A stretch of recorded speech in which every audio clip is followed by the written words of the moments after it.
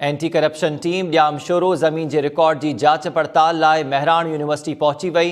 Anti corruption के circle officer Sajid Bhutto की अगवानी में टीम वीसी ऑफिस पहुती। एंटी करप्शन टीम पारा मेहरान यूनिवर्सिटी के दिनल 2000 एकड़ ज़मीन बाबत रिकॉर्ड तलब किया वियो आहे। सर्किल ऑफिसर साजिद भुट्टो जो चवण है त रजिस्ट्रार और डायरेक्टर स्टेट मौजूद न होने सबब रिकॉर्ड नाहे मिली सको, जन त इंतजामिया के चयो वियो है त रिकॉर्ड एंटी करप्शन हवाले किया वने। तफ़सील मालूम क्यों था ॼामशोरो मां टाइम न्यूज़ के रिपोर्टर अब्दुल रहमान मेमण का। अब्दुल रहमान, मेहरान यूनिवर्सिटी में एंटी करप्शन की न कार्रवाई बाबत वधिक आगाह कजो। जी बिल्कुल अमीर, एंटी करप्शन टीम ॼामशोरो ज़मीन के रिकॉर्ड की जांच पड़ताल लाइ मेहरान यूनिवर्सिटी पहुंची वही है। एंटी करप्शन के सर्किल ऑफिसर साजिद भुट्टो और इंस्पेक्टर अब्दुल सत्तार चंड वीसी ऑफिस पहुंची मेहरान यूनिवर्सिटी के हुकूमत पारा दिनल 2000 एकड़ का मथे की ज़मीन बाबत रिकॉर्ड तलब किया।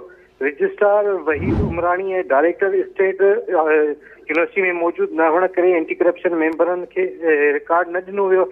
इन हवाले से सर्किल ऑफिसर साजिद भुट्टो जो चवण है त मेहरान यूनिवर्सिटी के ठहण का सिंध हुकूमत पारा खेन हाउसिंग सोसाइटी के लिए 2000 एकड़ का मथे की जमीन दी वही, जैसी जांच पड़ताल रिकॉर्ड चेक करे रहा आहियूं त यह जमीन इन वक्त यूनिवर्सिटी इंतजामिया वटि मौजूद है या ना है।